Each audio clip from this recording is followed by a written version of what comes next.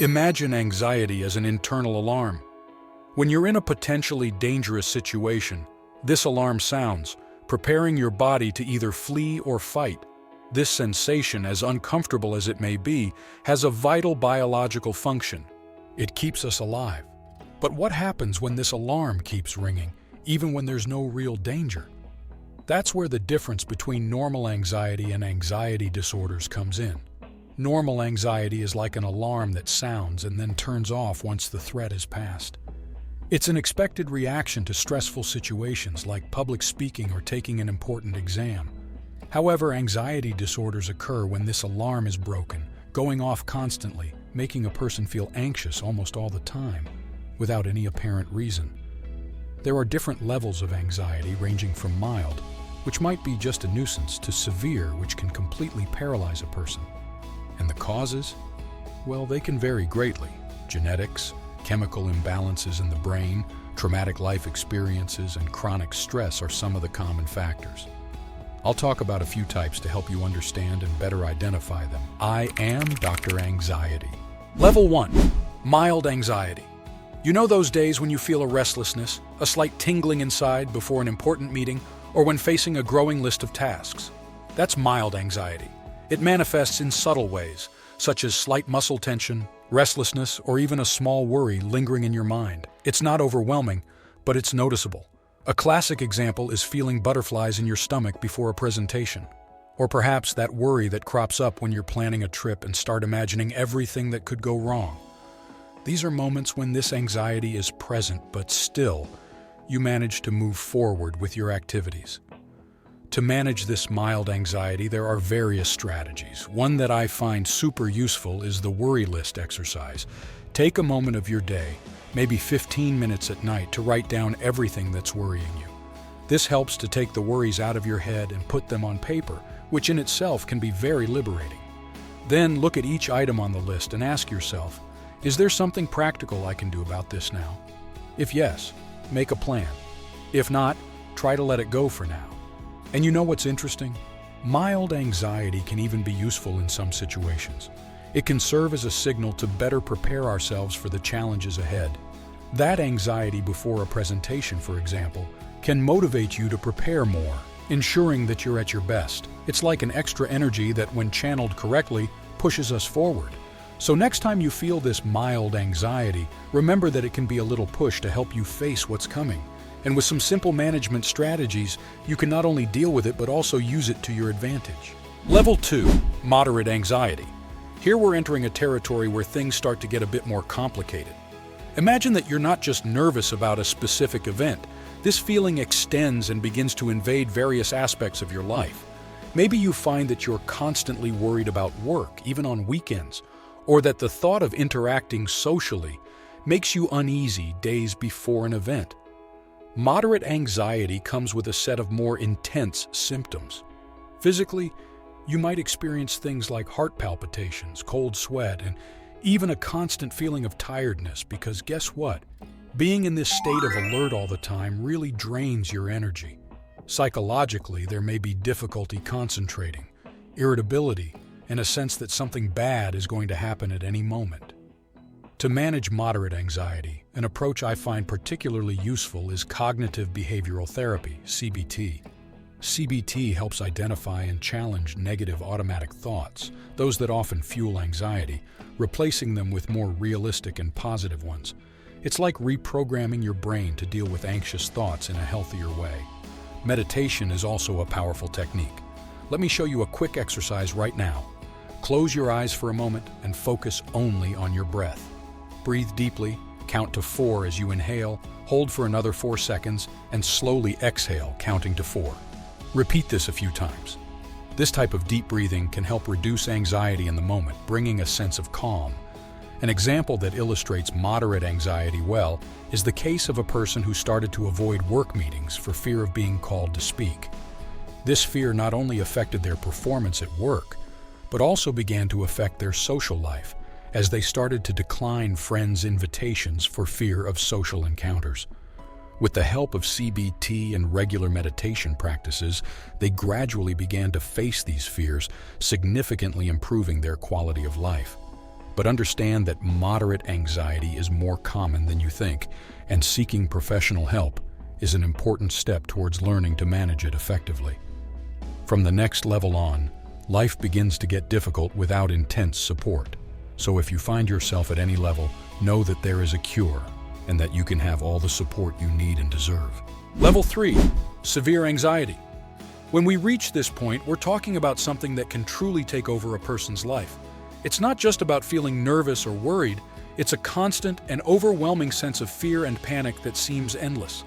Unlike mild or moderate anxiety, severe anxiety can make performing simple daily tasks an immense struggle. The impacts of severe anxiety are profound. Health-wise, it can cause problems like insomnia, digestive issues, constant headaches, and even more serious conditions due to chronic stress.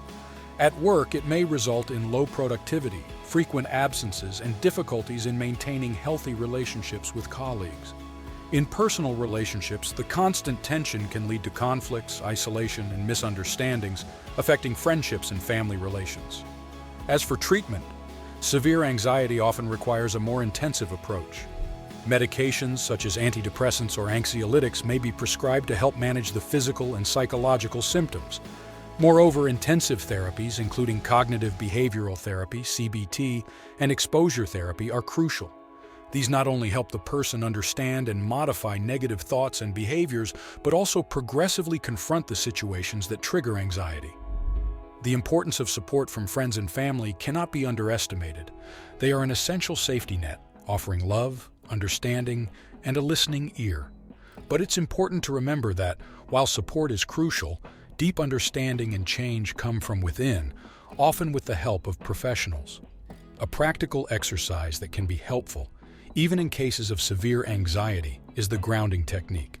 When you feel anxiety building up, try to identify 5 things you can see, 4 things you can touch, 3 things you can hear, 2 things you can smell, and 1 thing you can taste. This exercise helps bring your mind to the present moment, reducing the sensation of panic. Dealing with severe anxiety is challenging, but with the right treatment and support, it is possible to find relief and begin to regain control over your life. Level 4, Generalized Anxiety Disorder, or GAD, is like you're always waiting for the next worry, even when everything is going well. The anxiety that comes with GAD isn't about one specific thing.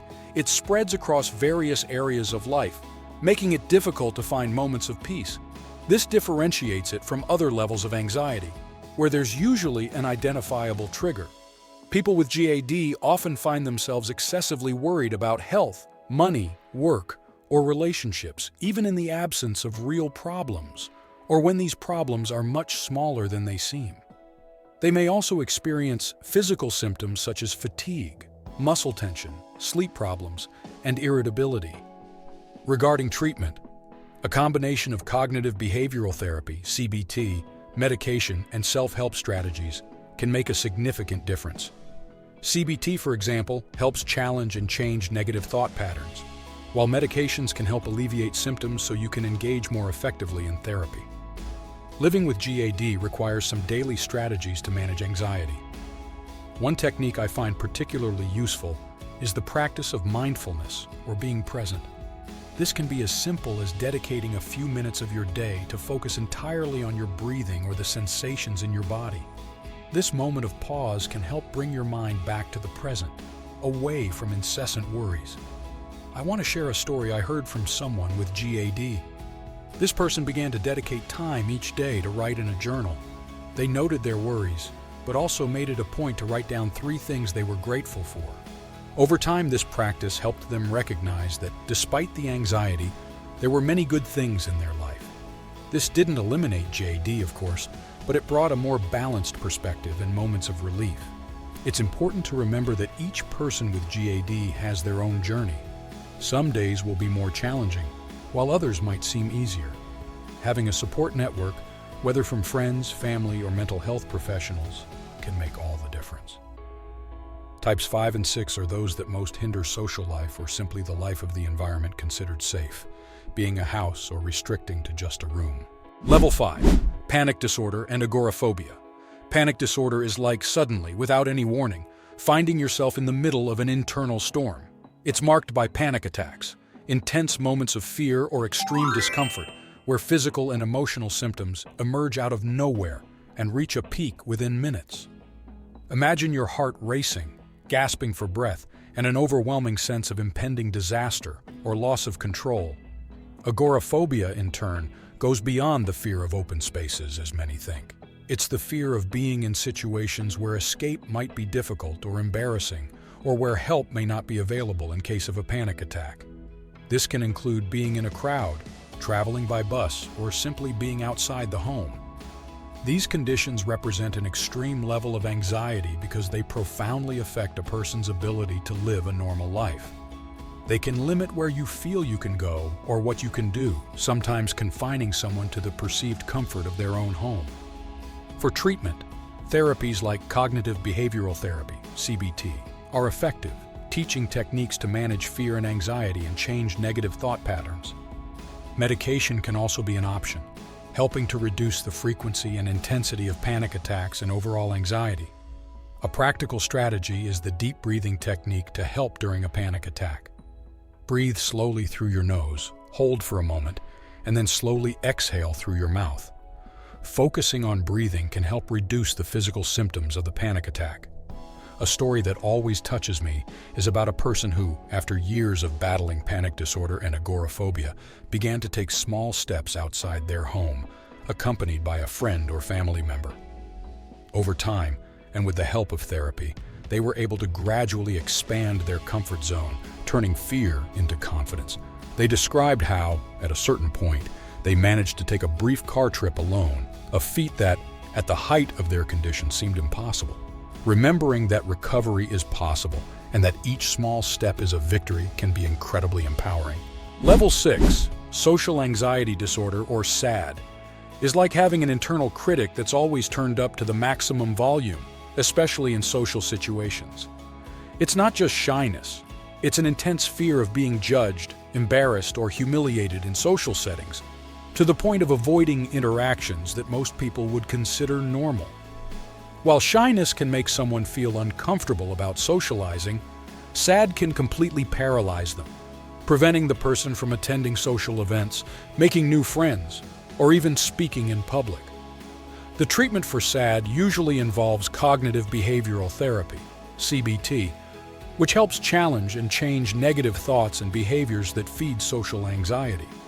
Exposure strategies, where you gradually place yourself in social situations under guidance, are also effective, helping to decrease anxiety over time. A practical exercise I like is the small talk practice. Start by practicing talking about everyday topics with people you feel slightly more comfortable with, like a coworker or a neighbor.